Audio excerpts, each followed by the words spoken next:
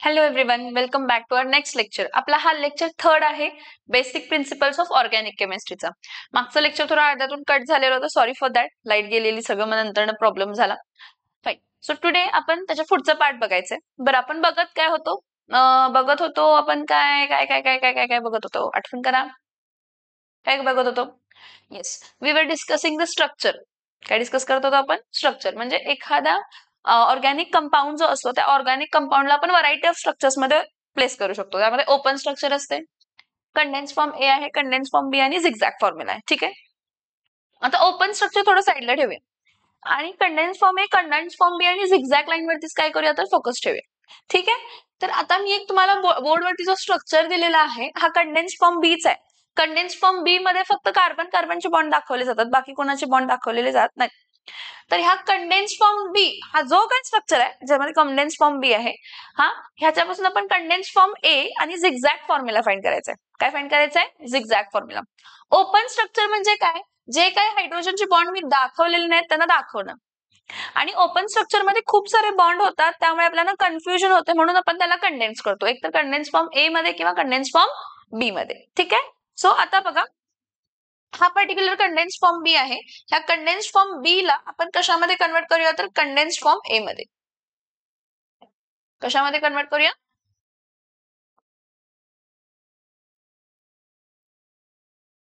Condense form ए. ठीक आहे. आता कंडेन्स फॉर्म ए मध्ये कसं करायचं बघा. मी काय म्हटलं तुम्हाला, कंडेन्स फॉर्म ए साठी ना कार्बनचे बॉन्ड दाखवायचे ना हायड्रोजनचे बॉन्ड दाखवायचे. आता तर ह्यामध्ये हायड्रोजनचे बॉन्ड दिसतच नाहीत, म्हणजे बॉन्ड दिसणे म्हणजे हा सी, इथं एच, इथं एच, इथं एच, परत हा सी, इथं एच, इथं एच आणि इथं एच. हे कार्बन हायड्रोजन बॉन्ड आणि हा कार्बन कार्बन बॉन्ड. म्हणजे ह्या केसमध्ये ना कार्बनचे बॉन्ड दिसणार आहेत ना हायड्रोजनचे बॉन्ड दिसणार आहेत. कंडेन्स फॉर्म बी मध्ये हायड्रोजनचे बॉन्ड दिसतच नाहीत. कंडेन्स फॉर्म मध्ये कार्बनचे पण बॉन्ड दिसत नाहीत, हायड्रोजनचे पण बॉन्ड दिसत आहेत. कसे बघा. आता फॉर एक्झाम्पल हा पहिला काय आहे तर CH3. पहिला काय आहे? CH3. CH3 ला आहे तसं लिहायचं. आहे तसं लिहू CH3 ला. ठीक आहे. इथं बघ, हा काय आहे तर CH3. ठीक आहे. CH3 नंतर ना CH2.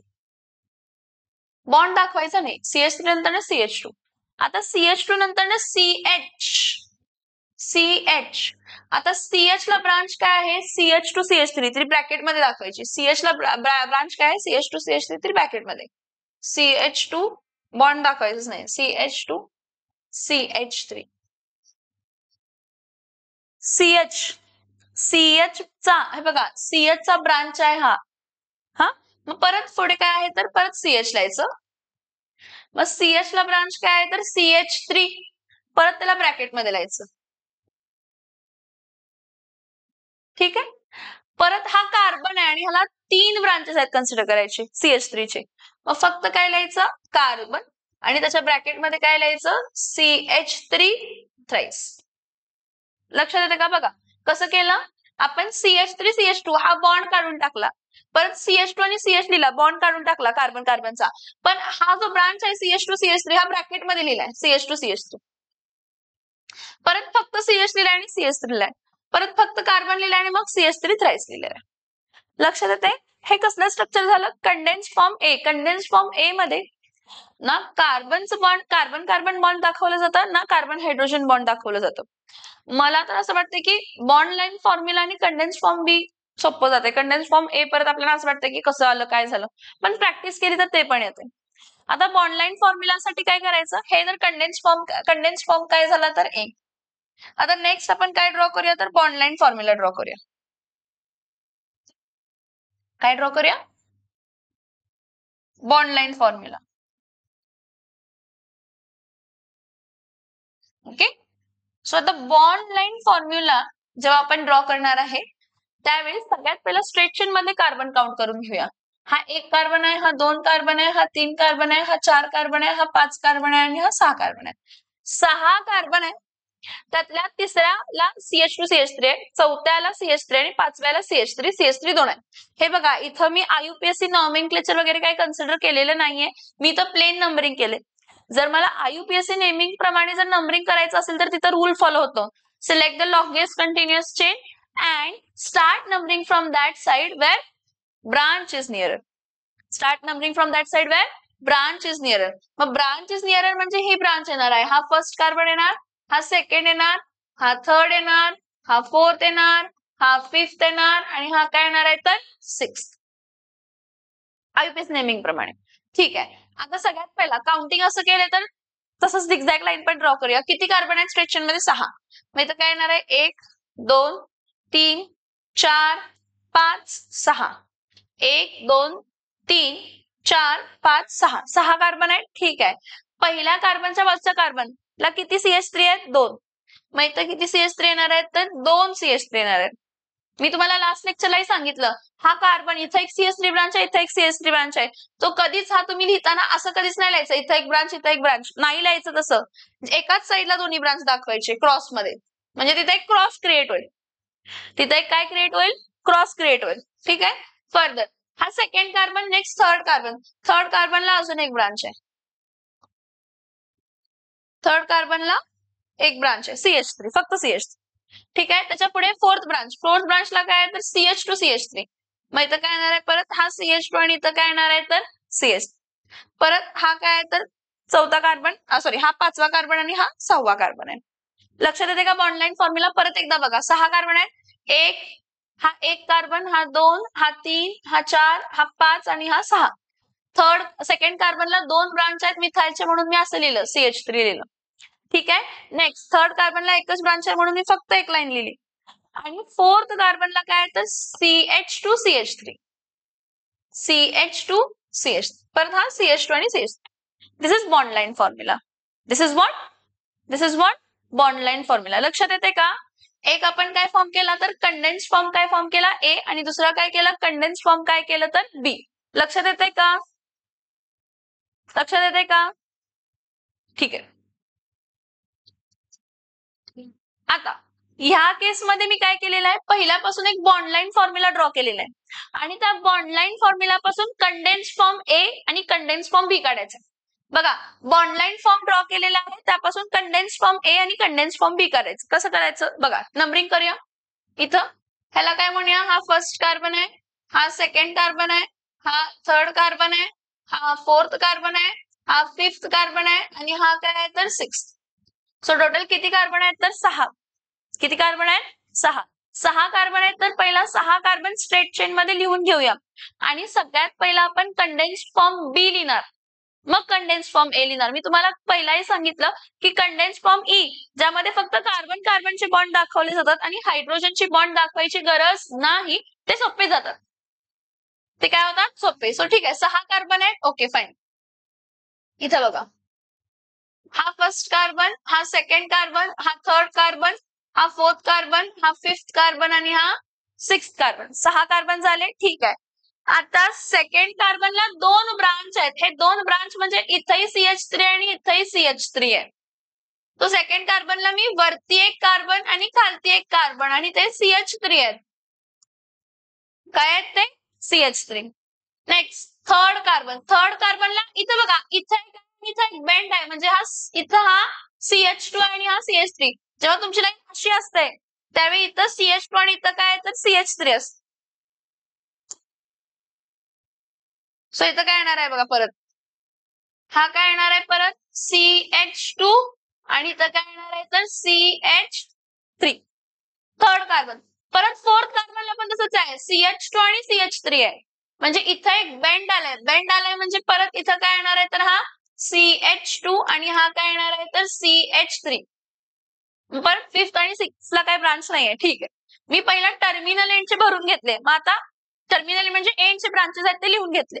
मग इथं काय येणार आहे परत, हा काय येणार आहे CH3, हा C. इथं काय येणार आहे फक्त CH. इथं काय येणार आहे फक्त CH. इथं काय येणार आहे CH2 आणि इथं काय येणार आहे तर CH3. आलं का लक्षात? Yes or no? Yes or no? हा CH3 C, CH3 CH3, इथं CH CH2 CH3, इथं CH CH2 CH3, इथं CH2 आणि इथं CH3. आलं लक्षात? ठीक आहे. आता ह्याचं पुढं काय करायचं आहे तर हा कंडेन्स्ड फॉर्म काय झाला तर B झाला.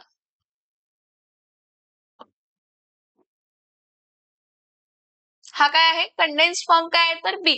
ह्याला कंडेन्स्ड फॉर्म A मध्ये कन्वर्ट करायचं आहे. तर कंडेन्स्ड फॉर्म A मध्ये कन्वर्ट करताना बघा, कसं कसं लिहिते? सगळ्यात पहिला काय आहे, हा कार्बन घ्या, हा कार्बन. ह्या कार्बनला किती CH3 आहेत? 3. तर मी लिहिताना कसं लिहिणार आहे? CH3 3 आहेत एका कार्बनला. मग त्या कार्बनला पुढे CH आहे, परत काय घेणार आहे? CH. पण त्या CH च्या ब्रॅकेट मध्ये काय लिहिणार आहे? CH2 CH3. परत इथं CH लिहिणार, परत CH2 CH3. ठीक आहे? हा CH परत CH2 CH3, हा CH परत CH2 CH3. आता हा CH2 CH3 हा कार्बन आहे ना CH, हा CH2 CH3 आणि हा पण CH2 CH3. तुम्ही असंही लिहू शकता, हा CH2 CH3 दोनदा आहे म्हणून. हा CH2 आणि CH3 कितींदा आहे? दोनदा. तुम्ही असंही लिहू शकता इथं CH2 CH3 किती आहेत? तर दोनदा. हा कंडेन्स फॉर्म बी झाला. CH3 हे बघा, हा कार्बन याला 3 CH3 आहेत, मग CH3 थ्राइस C. मग परत काय आहे? CH आणि इथं काय आहे? तर CH2 CH3. मग परत काय आहे? CH, इथं CH2 CH3 CH2 CH3 twice. येते लक्षात? Yes or no? Yes or no? ठीक आहे. हे स्ट्रक्चर्स लक्षात येतात का बघा. परत कंडेन्स फॉर्म ए आणि एकदा ड्रॉ करून दाखवते. हा कार्बन आहे, हा कार्बन राऊंड केलेला, त्याला 3 CH3 आहेत म्हणून मी काय लिहिलं? 3 CH3 लिहिले. ठीक आहे. पुढं फक्त CH आणि त्याला ब्रांच CH2 CH3 आहे, मग CH लिहिला आणि त्याला जी ब्रांच आहे ती ब्रॅकेट मध्ये लिहिली. जी ब्रांच आहे ती ब्रॅकेट मध्ये लिहिली. CH2 आणि काय लिहिले? CH3 ही ब्रांच. परत काय येणार आहे? तर हे बघा, हा CH CH2 CH3. आता हा जो CH आहे ह्याला 2 CH2 CH3 आहेत असं कन्सिडर करू शकतो आपण. मग इथं मी काय करू शकते? इथं CH लिहून परत ब्रॅकेट मध्ये काय लिहू शकते? ब्रॅकेट मध्ये CH2 CH3 चॉईस.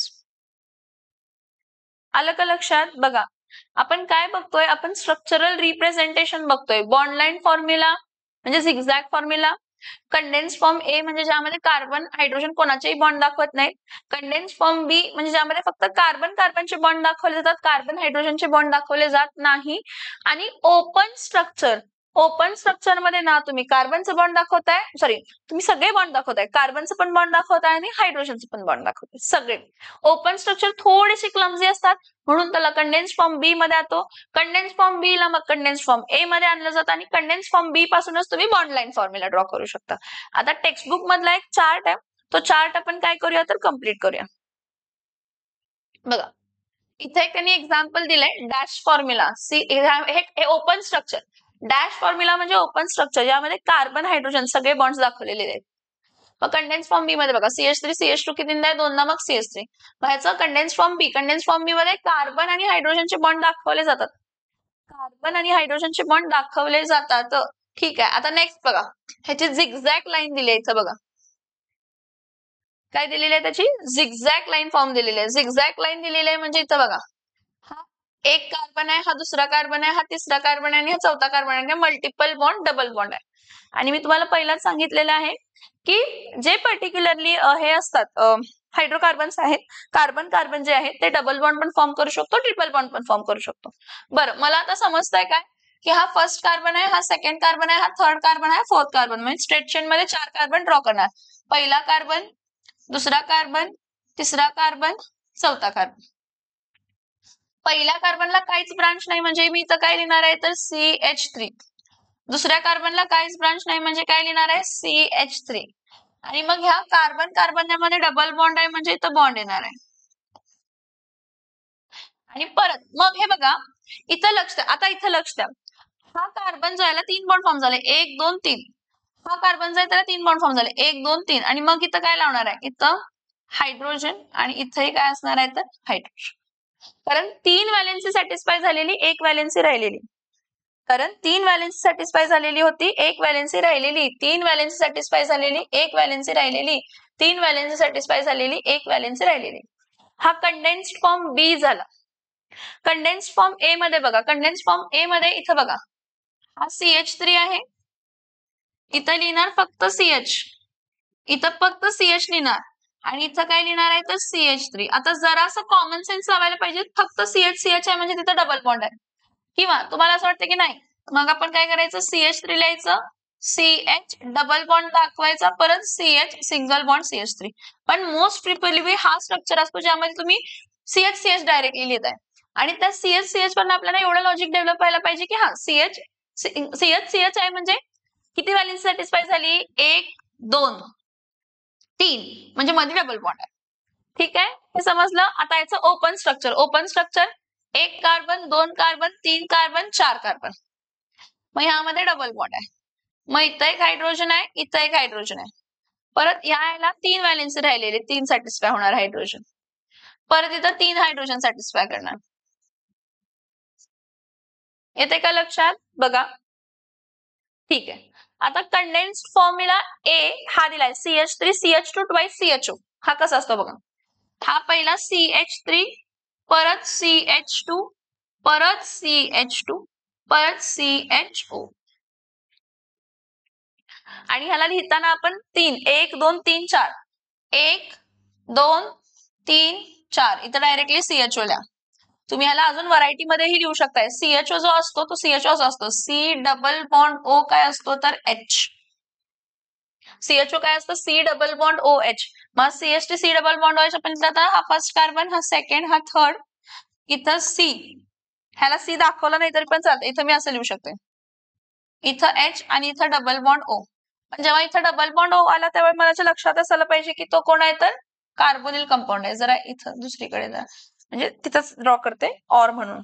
हे बघा, हा first carbon, second, third, fourth CHO. परत हा फर्स्ट कार्बन, हा सेकंड, हा थर्ड आणि हा C डबल बॉन्ड काय येणार आहे O आणि इथं काय येणार आहे H. मी इथं C लिहिला नाही. इथं मी फक्त असं दिलं आणि डबल बॉन्ड लिहिला. ठीक आहे, फाईन. माझं ओपन स्ट्रक्चर जागा नाही आहे, तुम्ही ट्राय करा ओपन स्ट्रक्चर. ह्याचं करूया. CH3 CH2 CH CH3 OH आहे. This is very interesting.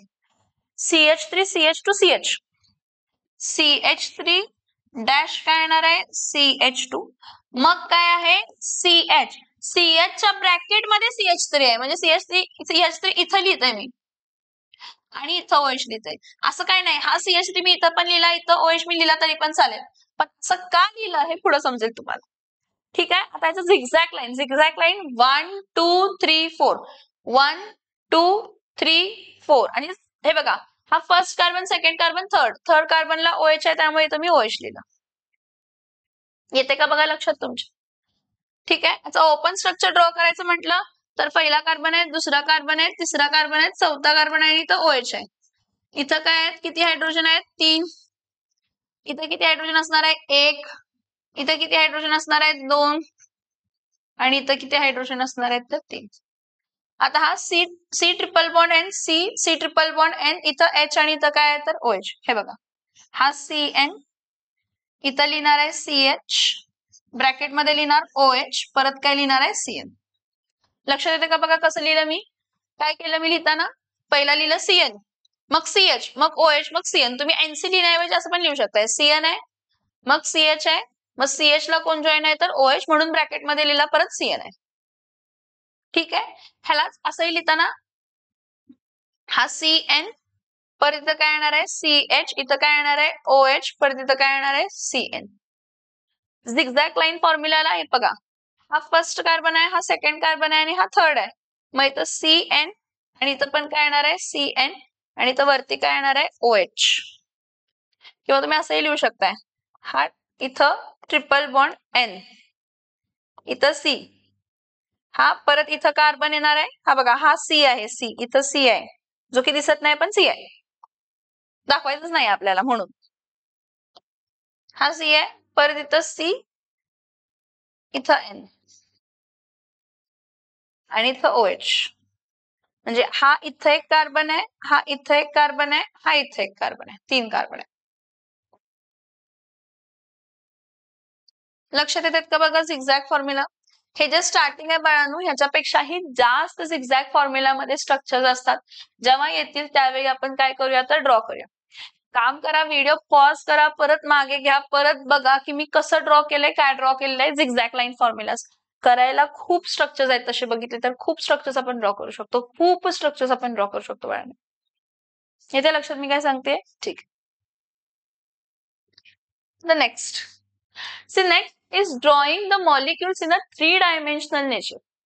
Actually, nature of chemical bonding मध्ये जेव्हा आपण कार्बनचं हायब्रिडायझेशन बघतो, कार्बन ज्याला 4 बॉन्ड आहेत, कार्बन ज्याला किती बॉन्ड आहेत, कार्बन ज्याला 4 बॉन्ड आहेत, तर तो कार्बन sp3 हायब्रिडाइज्ड असा दिसतो आपल्याला. हा जो कार्बन आहे, हा कार्बन जो आहे त्याला 4 बॉन्ड असतात, हा sp3 हायब्रिडाइज्ड आहे. आणि sp3 हायब्रिडाइज्ड आहे म्हणजे ह्याची जॉमेट्री टेट्राहेड्रल आहे.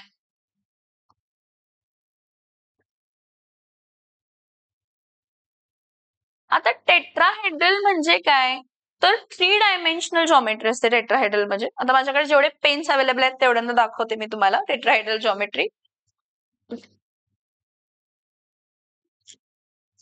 इथं बघा 4 बॉन्ड फॉर्म होणार आहेत. त्यातले जे 2 बॉन्ड आहेत ते इन द प्लेन असणार आहेत. हे बघा, हे 2 बॉन्ड इन द प्लेन असणार आहेत. हे 2 बॉन्ड इन द प्लेन आहेत. एक्स वाय प्लेन तर X Y, Y Z plane तर Y Z, X Y plane किंवा वाय झेड प्लेन, हे 2 इन द प्लेन आहेत. एक असणार आहे अबाव द प्लेन आणि एक असणार आहे बिलो द प्लेन. हा टुवर्ड्स द विवर झाला. हा जो रेड वाला आहे हा टुवर्ड्स द विवर झाला आणि हा जो ब्लू वाला मागे मी धरलाय हा अवे फ्रॉम द विवर झाला. म्हणजे दिस इज द टेट्राहेड्रल जॉमेट्री. आता मला तुम्हाला दिसतंय कसं काय ते बघा. पण हे बघा, हे दोघं जे आहेत हे सेम पेन्स आहेत, हे इन द प्लेन झाले आणि हे एक अबाव द प्लेन आणि एक बिलो द प्लेन. हे एखादा कार्बन जो sp3 हायब्रिडाइज्ड आहे त्याची जॉमेट्री अशी असते, टेट्राहेड्रल जॉमेट्री असते, त्याची अशी जॉमेट्री असते. ठीक आहे. सो जेव्हा आपण drawing the molecules in the 3 dimensional structure मध्ये जेव्हा वेज फॉर्म्युला येतो, कसला फॉर्म्युला येतो, वेज. हे बघा इथं वेज फॉर्म्युला दिले, मी जे सांगते ते बघा. हे जे आहेत ना, हे इन द प्लेन, हे in the plane single line न दाखवले जातात. इन द प्लेन जे आहेत, इन द प्लेन जे आहेत, इन द प्लेन जे आहेत ते सिंगल लाईन न. आणि हे जे आहे ना, हे अबाव द प्लेन, हे solid wedge, thickened line, thickened line, thickened line, thickened line ही वाली. अबाव द प्लेन जे आहेत थिकंड लाईन किंवा टुवर्ड्स द विवर ही म्हणतो आपण याला, टुवर्ड्स द विवर. आणि below the plane away from the viewer. Away from the विवरला आपण डॅश्ड वेज, हे मागचं आहे, अवे फ्रॉम द विवर. 3 डायमेन्शनल जॉमेट्री. समजतंय का बघा मी जे सांगितलं ते.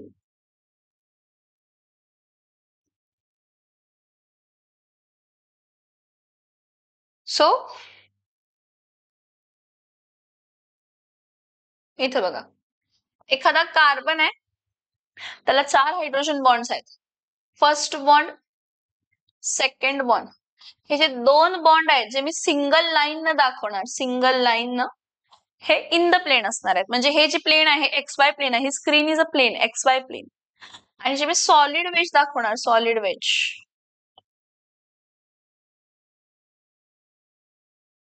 हे सॉलिड वेज जे असतं हे above the plain, H.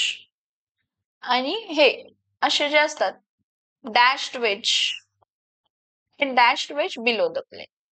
This is a representation of 3 dimensional structure in dash and wedge formula. कसला formula, dash and wedge formula. म्हणजे ह्या कधी पुढे आयुष्यात असं आलं की एखादं कार्बन आहे 3 डायमेन्शनल आणि त्याचा स्ट्रक्चर असा काहीतरी दिलाय, तर हे जे सिंगल लाईन्स आहेत ते इन द प्लेन आहेत, दोघं जण इन द प्लेन असतात. आणि जो थिकंड वेज आहे तो सॉलिड वेज ज्याला आपण म्हणतो तो अबाव द प्लेन म्हणजे टुवर्ड्स द विवर आहे, टुवर्ड्स द विवर आहे. आणि हा जो डॅश्ड वेज आहे तो काय, तर अवे फ्रॉम द विवर्स. ठीक आहे. सो इथं बघा, most of the organic molecules have 3-dimensional shapes. 4 different methods are used to represent 3-dimensional molecules on plain paper. Actually carbon जो की sp3 हायब्रिडाइज्ड आहे त्याचं 3-dimensional जॉमेट्री असते, पण आपण दाखवतो तो प्लेन पेपर वरती. मग प्लेन पेपर वरती दाखवताना कोण टुवर्ड्स द विवर आहे, कोण अवे फ्रॉम द विवर आहे, कोण इन द प्लेन आहे, त्यासाठी 4 मेथड्स आहेत. सगळ्यात पहिला कोण आहे तर wedge formula. The 3-dimensional 3D view of a molecule can be represented on a plain paper by writing single bonds using solid wedge. So this is a solid wedge. त्यानंतर dashed wedge and 2 normal lines. So a solid wedge is used to represent a bond projecting up from the paper towards the reader. म्हणजे आता तुम्ही reader आहात, हा जर plain आहे तर towards the reader आहे, म्हणजे हा असा बॉन्ड उभा झालेला आहे, म्हणजे असा आहे वरती.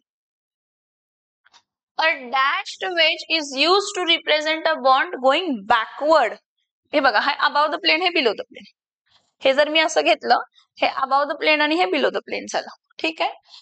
And normal line depicts bond in the plane of the paper. So for the convenience, solid and dashed wedge can be replaced by solid, bold and dashed lines. समजतं इथं पर्यंत? ठीक आहे. हे पहिला झालं वेज फॉर्म्युला रिप्रेझेंटेशन 3 डायमेन्शनचा. आता हा जो आहे हा फिशर्स प्रोजेक्शन आहे बाळांनो, फिशर्स प्रोजेक्शन. रिप्रेझेंटेशन 4 रिप्रेझेंटेशन आहेत. एक आपण जो बघितला तो सॉलिड आणि डॅश्ड वेज, वेज फॉर्म्युला, हा फिशर्स प्रोजेक्शन आहे. फिशर्स प्रोजेक्शन मध्ये काय असतंय, हा जो कार्बन आहे नॉर्मली, ह्या कार्बनला इथं COOH आहे, इथं CH3 आहे, इथं OH आहे आणि इथं काय आहे तर H. ठीक. तर आता हा जो कार्बन आहे ह्याला चारही ग्रुप वेगळे आहेत, तर आपण असिमेट्रिक कार्बन म्हणून कन्सेप्ट बघतो. ह्याला आपण असं एक क्रॉस आला, क्रॉस आला म्हणजे इथं कार्बन आहे, ठीक आहे. ह्या क्रॉसच्या कार्बनला मग इथं एक कोण होतं तर COOH, इथं काय होता तर OH आणि इथं काय आहे तर H आणि इथं काय आहे तर CH3. Then you will say की मॅम मग कोण हॉरिझॉन्टल लाईन वरती आहे आणि ते कसे आहेत, हॉरिझॉन्टल लाईन म्हणजे काय आणि व्हर्टिकल लाईन म्हणजे काय. तर बघा, जी हॉरिझॉन्टल लाईन जे असते हे सॉलिड वेज वापरलेत त्यांनी तिथं.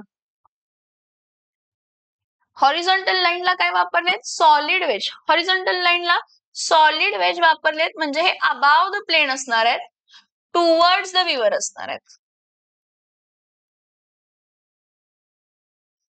अबाव द प्लेन असणार आहेत आणि टुवर्ड्स द काय असणार आहेत तर व्ह्यूअर असणार आहेत. आणि डॅश्ड वेज्ड हे व्हर्टिकल लाईन्स वरती आहेत. डॅश्ड वेज जेव्हा व्हर्टिकल लाईन्स वरती आहेत, dashed wedge vertical line is equals to dashed wedge म्हणजे अवे फ्रॉम द व्ह्यूअर. म्हणजे ही जी दोघं आहेत हे मागे आहेत, असं COOH आणि CH3 मागे आहेत आणि राहिलेले जे तो पुढचे परत दोन आहेत, असे असे आणि असा कन्सेप्ट आहे तो.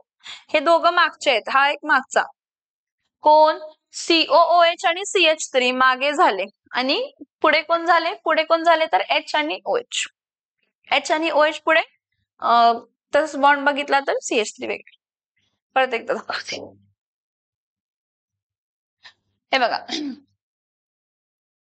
सॉलिड वेज OH, हे OH आणि H हे असे असणार आहे, टुवर्ड्स द व्ह्यूअर असणार आहे. थ्री डायमेन्शन मध्येच टेट्राहेड्रल जॉमेट्रीच असणार आहे त्याची पण. हा, मग त्यातले दोघं जण काय असणार आहेत, अबाव, ही दोघं टुवर्ड्स द व्ह्यूअर असणार आहे आणि राहिलेली दोघं काय असणार आहेत, अवे फ्रॉम द व्ह्यूअर. म्हणजे हा जो पेन आहे किंवा हा जो माझ्या हातात तो दिसतोय तुम्हाला मागे, हा तो, हा, हे असे आहेत. हे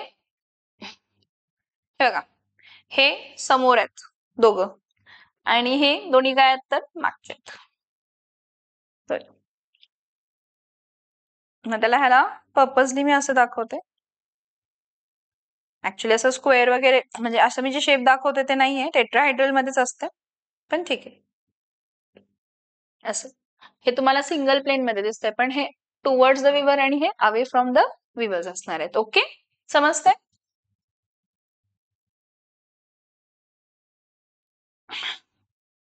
ठीक. आता पुढे बघा, हा, आता नेक्स्ट एक फिशर्स प्रोजेक्शन दाखवलेलं आहे ज्यामध्ये दोन क्रॉस आहेत आणि जेव्हा दोन क्रॉस असतात ना त्यावेळी दोन कार्बन आहेत इथं. म्हणजे हे स्ट्रेट चेन मध्ये हा COOH आहे, हा CH3 आहे, इथं OH आहे, इथं OH आहे, इथं H आहे आणि इथं H. जेव्हा दोन कार्बन कार्बन असतात ना ते कायम इन द प्लेनच असतात. हे जे दोन कार्बन कार्बन, हा जो क्रॉस आहे ना,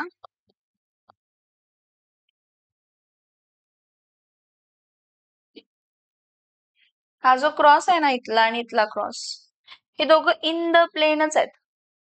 कार्बन कार्बन जो बॉन्ड असतो तो कायम इन द प्लेन असतो. कार्बन कार्बन जो बॉन्ड असतो तो कायम इन द प्लेन असतो. जे हॉरिझॉन्टल लाईन्स आहेत ते अबाव द प्लेन असतात आणि जे व्हर्टिकली ह्याच्या व्हर्टिकली अबाव आणि ह्याच्या व्हर्टिकली बिलो जे असणार आहेत ते बिलो द प्लेन असणार. सो इथं मी लिहिताना काय लिहिते, हा कार्बन सिंगल बॉन्ड कार्बन. हा बघा असं जेव्हा एक सिंगल लाईन आली ना, ढोली नाहीये, सॉलिड नाहीये किंवा डॅश पण नाहीये, म्हणजे ते इन द प्लेन आहेत, ही दोघं इन द प्लेन आहेत. ठीक आहे. आता ह्याचे सोडून ही जे आहेत OH,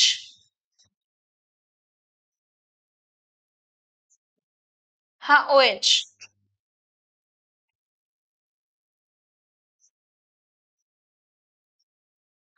हा H, हा OH आणि H सॉलिड आहेत, वेज म्हणजे अबाव द प्लेन आहेत.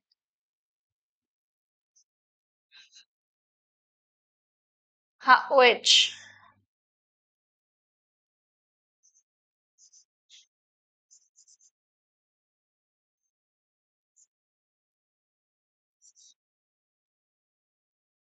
हा H अबाव द प्लेन, ही दोन्ही अबाव द प्लेन आहेत.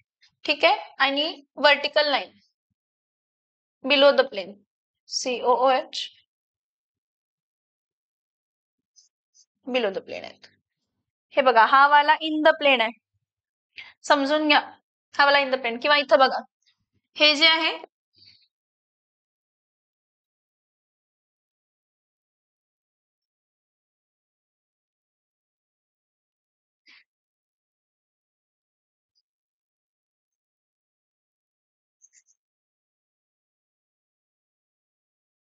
फॉर फिशर्स प्रोजेक्शन, फिशर्स प्रोजेक्शनला काय असतंय, एकच मिनिट क्लीन कर.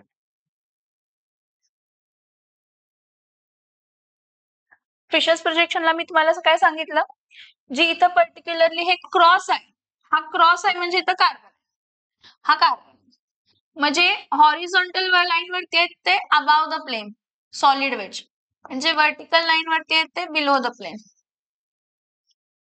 इथं परत हे क्रॉस आणि हे क्रॉस आहे, हे इन द प्लेन, सॉरी हे दोघं जे आहेत हा इन द प्लेन.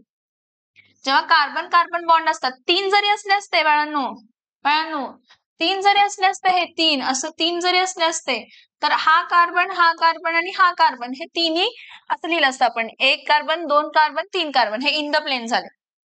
ह्याच्यावरती जे काय असलं असतं हे below the plane, below the plane. आणि हे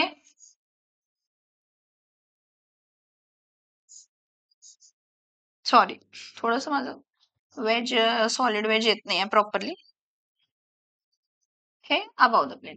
जे हॉरिझॉन्टली प्लेस केले ते अबाव द प्लेन, जे हॉरिझॉन्टली प्लेस केले ते अबाव द प्लेन, जे हॉरिझॉन्टली प्लेस केले ते अबाव द प्लेन,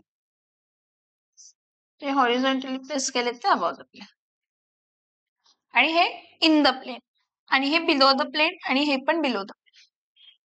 लक्षात आलं. हे फिशर्स प्रोजेक्शन आहे टू रिप्रेझेंट 3 डायमेन्शनल स्ट्रक्चर्स. ठीक आहे. नेक्स्ट आहे न्यूमॅन्स प्रोजेक्शन. आता न्यूमॅन्स प्रोजेक्शन हा इथे नाही, हा कार्बन आहे आणि हा कार्बन आहे, हा बॉन्ड आहे, इथं एक हायड्रोजन आहे, इथं एक हायड्रोजन आहे, इथं एक हायड्रोजन आहे, परत इथं एक हायड्रोजन आहे, इथं एक हायड्रोजन आहे, इथे एक हायड्रोजन. नॉर्मली जर मी हा स्ट्रक्चर असा उभा केला तर इथं हा फर्स्ट कार्बन आहे, हा कार्बन आहे, आणि इथे एक कार्बन आहे. बघा हा एक कार्बन आहे, हा एक कार्बन आहे, आणि हा एक कार्बन आहे. तर ह्याच्या समोर जे काही तीन बॉन्ड असतील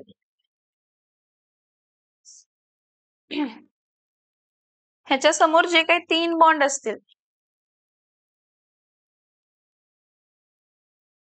हे बघा हे असं आहे. ठीक आहे.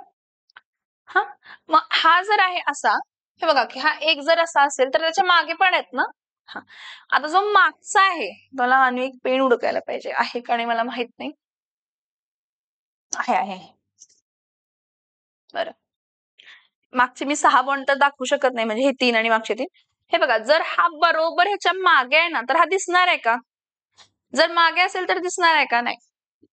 तर त्याला इक्लिप्स्ड म्हणतो आपण, इक्लिप्स्ड अरेंजमेंट म्हणतो. बरोबर ह्या बॉन्डच्या मागे एक बॉन्ड आहे, ह्या बॉन्डच्या मागे एक बॉन्ड आहे, आणि ह्या बॉन्डच्या मागे एक बॉन्ड आहे. जर परफेक्टली मागेच असेल तर त्याला इक्लिप्स्ड म्हणतो आपण, म्हणजे मागचं दिसत नाही आपल्याला, त्या इक्लिप्स्ड जॉमेट्री झाली.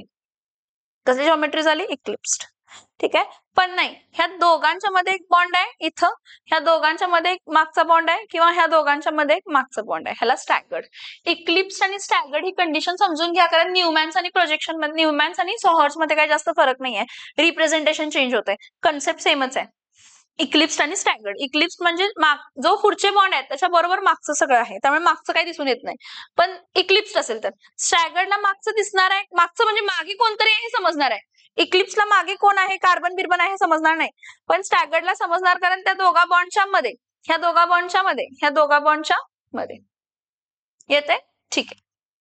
आता मग न्यूमॅन्स आणि सोहॉर्स मध्ये काय फरक आहे? न्यूमॅन्स मध्ये काय म्हणतो, न्यूमॅन काय म्हणतो की जर एखादा बॉन्ड आहे, म्हणजे दोन कार्बन आहेत किंवा दुसरा मागचाच एक आहे स्ट्रक्चर, हा पहिला जो कार्बन आहे हा मी डॉट न दाखवणार आहे, समोरचा कार्बन, समोरचा carbon towards the viewer, towards the विवरचा कार्बन मी डॉट न दाखवणार आहे, आणि त्या डॉट पासून बॉन्ड, हा एक बॉन्ड, हा एक बॉन्ड आणि हा एक बॉन्ड. त्याच्याबरोबर मागे जर असेल, त्याच्याबरोबर मागे जर असेल, इक्लिप्स्ड कंडिशन म्हणतो आपण. इक्लिप्सला इथं परत मागे एकदम त्याला जवळच लिहितो. आणि हे बघा सर्कलच्या कोण्यापासून, सर्कलच्या कोण्यापासून काढले मी हे असं, हे जवळ जवळ काढले कारण हे खूप जवळ जवळ आहेत. जवळ आहेत म्हणजे मागे आहे बरोबर. या पर्टिक्युलर हायड्रोजनच्या मागे हा हायड्रोजन आहे, दिसणार नाहीये, ही इक्लिप्स्ड कंडिशन झाली.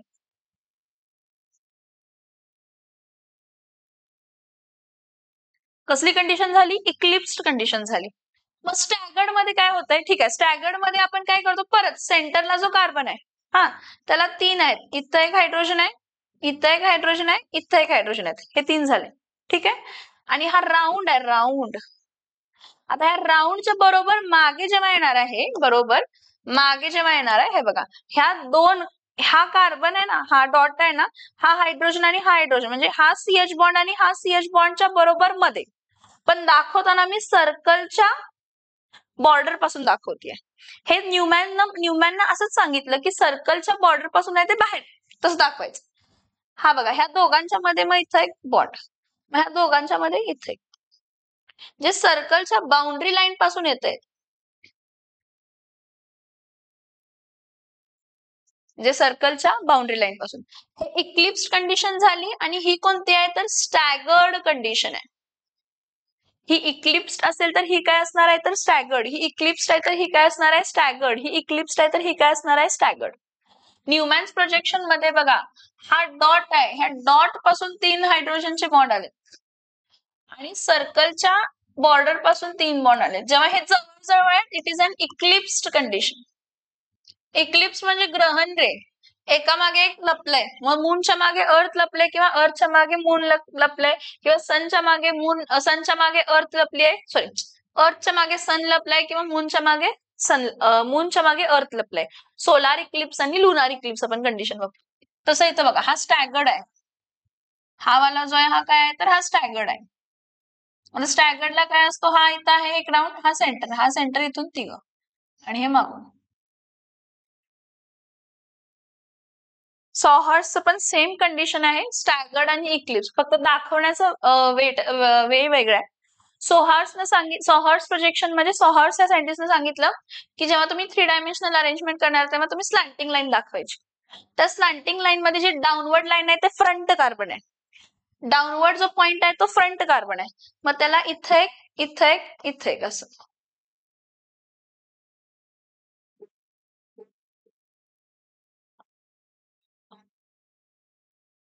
ठीक आहे. आणि ह्याच्या बरोबर जर असेल मागे, हे बघा हे इक्लिप्स्ड झालं, म्हणजे ह्या पर्टिक्युलर बॉन्डच्या बरोबर मागे हा बॉन्ड आहे, ह्या बॉन्डच्या मागे हा बॉन्ड आहे, ह्या बॉन्डच्या मागे हा बॉन्ड आहे. समजते का बघा, समजते का बघा. हे बघा हे वाला हे इक्लिप्स्ड आहे, हे वाला रिप्रेझेंटेशन आता मी जे दाखवलं स्लॅन्टिंग लाईन मध्ये जो समोरचा आहे तो समोरचा कार्बन, म्हणजे जो खाली डाऊनवर्ड ऍक्ट करतोय तो समोरचा कार्बन. ही स्लॅन्टिंग लाईन आहे तर हा जो आहे हा समोरचा कार्बन आणि हा मागचा कार्बन, इक्लिप्स्ड. आणि सॉहर्स मध्ये काय असते, परत स्लॅन्टिंग लाईन आहे, स्लॅन्टिंग लाईन सॉरी सॉहर्स मध्ये स्टॅगर्ड कंडिशन, स्टॅगर्ड इक्लिप्सचं उलट, मागचे पण बॉन्ड दिसते. ही जी स्लॅन्टिंग लाईन आहे, ही जी स्लॅन्टिंग लाईन आहे तर हा समोरचा कार्बन आहे, हा कार्बन आहे हा समोरचा आहे, तर हा इथं एक बॉन्ड, इथं एक बॉन्ड, इथं एक बॉन्ड. आता ह्या दोघांच्या मध्ये, ह्या दोघांच्या मध्ये, ह्या दोघांच्या मध्ये स्टॅगर्ड, सॉहर्स मध्ये स्टॅगर्ड आणि इक्लिप्स पण असते, न्यूमॅन्स मध्ये पण स्टॅगर्ड आणि इक्लिप्स असते. फक्त न्यूमॅन सांगतो की सेंटरचा, हे बघा मी जेव्हा दाखवणार आहे तो हा समोरचा कार्बन डॉटनं दाखवणार आणि त्याचे 4 जे बॉन्ड्स आहेत ते तिथूनच घेणार आणि मागचा जो काही कार्बन आहे तो मी असं सर्कल दाखवणार आणि त्याचं जे काही त्याच्या कोण्यापासून, सर्कलच्या काय म्हणतात, सर्कलच्या कॉर्नर पासून, सर्कमफरन्स पासून दाखवणार. म्हणजे हे काय होतं, इक्लिप्स्ड आहे. स्टॅगर्डला काय असणार आहे, परत हा इथं आहे, इथं एक बॉन्ड आहे, इथं एक बॉन्ड आहे, इथं एक बॉन्ड आहे. आता ह्या दोघांच्या मध्ये एक बॉन्ड, ह्या दोघांच्या मध्ये एक बॉन्ड, ह्या दोघांच्या मध्ये एक बॉन्ड. स्टॅगर्ड आणि इक्लिप्स्ड. सॉहर्स मग आपण कोणते कोणते प्रोजेक्शन बघितले, वेज फॉर्म्युला बघितला, त्यानंतर कोणता बघितला, फिशर्स प्रोजेक्शन बघितला, त्यानंतर सॉहर्स आणि न्यूमॅन. सी हे कॉन्फर्मेशन्स आहेत, कॉन्फर्मेशन्स ऑफ इथेन म्हणून एक पॉइंट असतो त्यामधले, तेवढं काही ह्याबद्दल विचारलं जात नाही. पण 3 डायमेन्शनल जॉमेट्री मध्ये कसं काय असते, कॉन्फर्मेशन ऑफ इथेन्स मध्ये सॉहर्स प्रोजेक्शन आणि न्यूमॅन्स येते. बाकीचे जे फिशर्स प्रोजेक्शन वगैरे आहेत ते आपण सगळे 3 डायमेन्शन मध्ये कितीही कार्बन असू दे, मग फक्त सिंगल लाईन असेल तर इन द प्लेन आहे, सॉलिड वेज असेल तर अबाव द प्लेन आहे, डॅश्ड वेज असेल तर बिलो द प्लेन आहे. समजलं इथंपर्यंत? समजतंय का? ठीक आहे, आपण आज इथं थांबूया. उद्या मेन टॉपिकचा आरंभ होणार कशाचा, तर classification of organic compounds depending upon carbon skeleton. Depending upon what, carbon skeleton. Actually इथं क्लासिफिकेशन 2 बेसिस वरती दिले, डिपेंडिंग अपॉन कार्बन स्केलेटन आणि डिपेंडिंग अपॉन फंक्शनल ग्रुप. पहिला आपण कार्बन स्केलेटन बघायचं आणि मग फंक्शनल ग्रुप बघायचं. ओके, ठीक आहे, bye bye. Thanks for watching my lecture.